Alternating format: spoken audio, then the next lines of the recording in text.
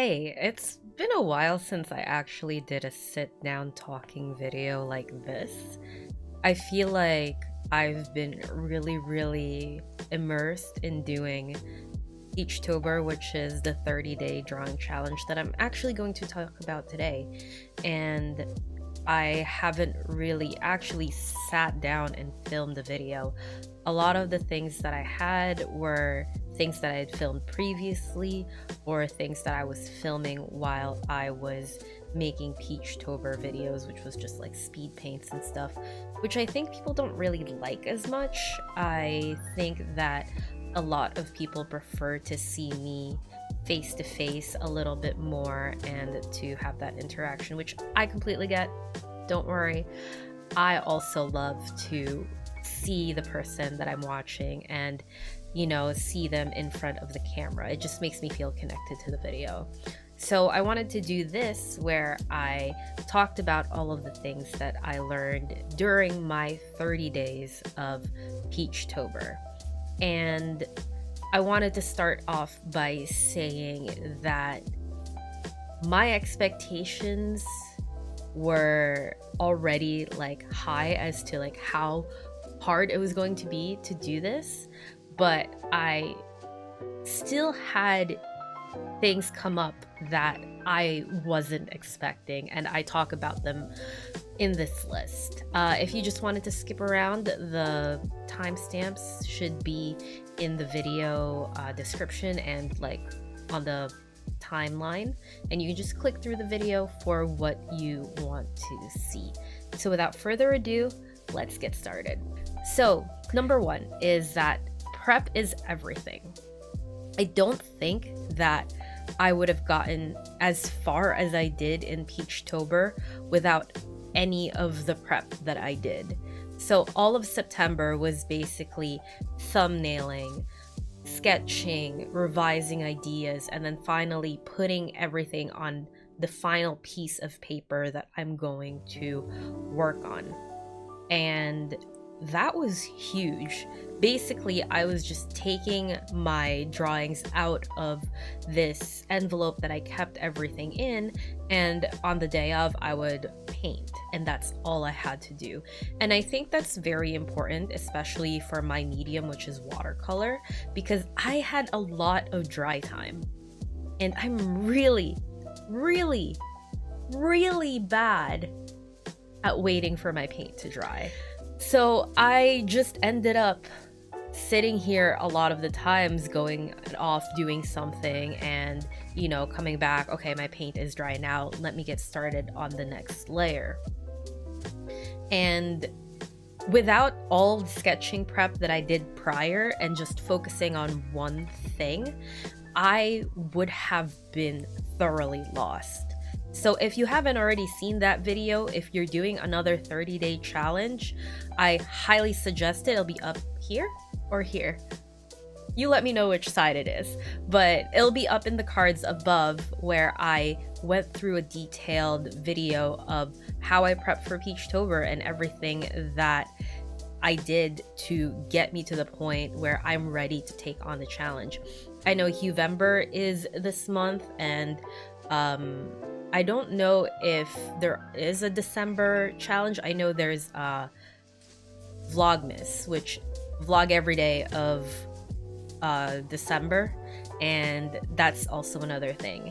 And let me know if that video above helped you at all, and I will make more of that kind of video. The next thing I learned doing this 30-day challenge is that having concrete ideas is key. Because, I want to do this is going to get you stuck in a cycle of revising and putting down ideas and actually just trying to figure out what you want to do instead of knowing what you want to do. So what am I saying here? The difference between like knowing what you want to do and having a concrete proof of your concept is two completely, entirely different things. And let me tell you, the work between concept to actual finished product is incredible.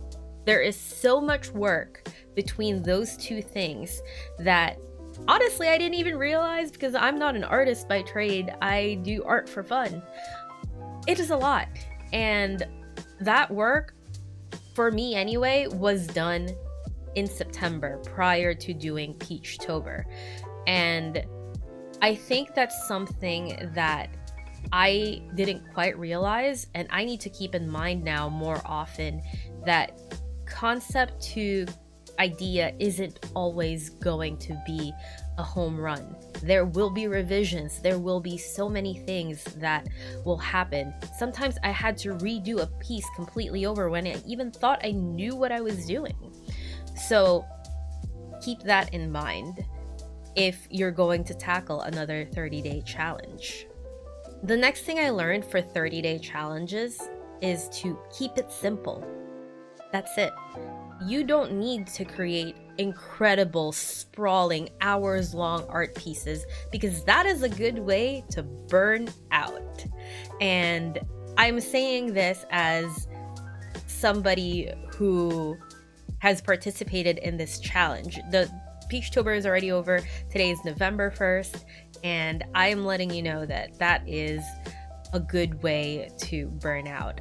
Doing smaller, less involved pieces that I still found to be fulfilling was the key for me doing Peachtober for as long as I did. And honestly, without the simplicity of those pieces, I probably would have called it quits a lot earlier, because there's just so much energy that you can direct towards something for 30 days in a row straight. And sometimes it's just not your fault. It is, emotional stress, things outside of your control, and trying to overachieve for 30 days straight is just not plausible. It's not you. Honestly, I would never expect anybody to thoroughly astound every single day for 30 days, doing all of the work in one day. Because like I said in the previous tip, it is a lot of work to get from concept to finished product. And just keep that in mind when you're making stuff. Don't overachieve. Just keep it simple, keep it light, keep it doing what you like to do. And let me know in the comments below if you ended up doing more simple or more complex pieces in your 30-day drawing challenge, or whatever challenge it is that you're doing. The next thing I learned from doing a 30-day challenge is that this is a fantastic time to discover. Just discover my art style, what I like to draw, what I don't like to draw, what I enjoy about painting, what I don't enjoy about painting. Hint, it is waiting for the paint to dry. That's awful, and I don't like it. And honestly, not every drawing and painting I made was a home run. I would say probably about 50% of my paintings are ones that I really truly enjoyed, and that's okay. It's not meant to be 30 days full of success. It's 30 days of drawing and painting, or whatever medium it is that you're using, because you want to explore, you want to challenge yourself. And I think more and more I realize the dichotomy between my art styles, where I want to do a lot more detailed pieces, and then there's also this pressure of doing something a little bit smaller so it's finishable. That's not a word, is it? In the small amount of time I had, because I would often do these pieces, when I wake up, and then between having to work and then, doing all of my other stuff that I needed to do before work, like run errands or do dishes, cook, anything else, I had a limited time slot where I can create these pieces. So I found out what I love to draw simply, and there are things that I don't really quite want to do all that simply. There are pieces that I had in my heart where I was like, I want to do this in much more detail. Like, I want to redraw this small, tiny little piece and make it into a nice, detailed painting. And I think that's important. Discovery in yourself as an artist is very, very important. And I loved learning that about myself. And I loved learning all these things that I like to do. And honestly, I like learning about the things I don't like to do, because maybe in the future I will just challenge myself and get to know myself a little bit better by pushing my boundaries that way. But for now, I think I'm a lot more comfortable in just developing my art style and developing the things that I really want to draw and that I have strengths in, because I don't yet quite have a solid foundation of me as an artist, and that's okay. And I think I learned a lot by doing this 30-day challenge. So this is the last thing that I learned, and it's to listen to my body. I didn't expect to start having wrist and arm pain. Like, I had pain from like here to here, sometimes when like lifting stuff or even like drawing at times, and I had to take a break. And I don't think anything I was doing was rigorous, but you know, like between note taking for the course that I'm doing, between like daily stuff, and maybe just me being like weak and having quarantine body where I just sit here and work and don't do anything really, I started having wrist pains, and I was like, ooh, that's not good. So I actually stopped for a few days, and I didn't really do any prompts those days because my health is more important to me. And that was a really shocking thing.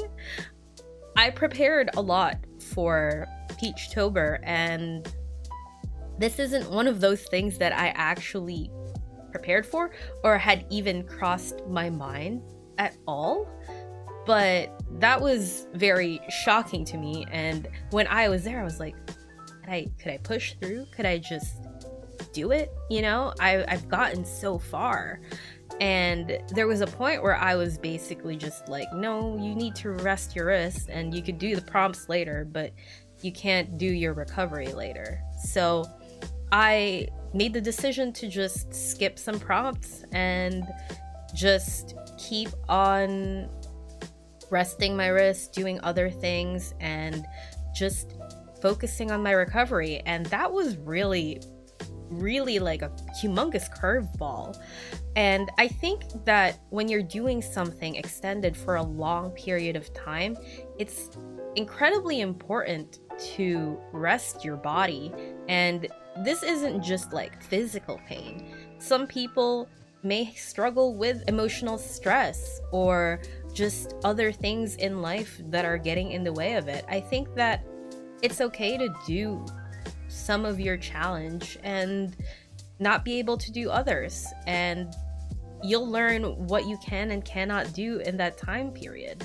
I think what I personally definitely learned is that I'm going to be a lot more diligent about my wrist exercises.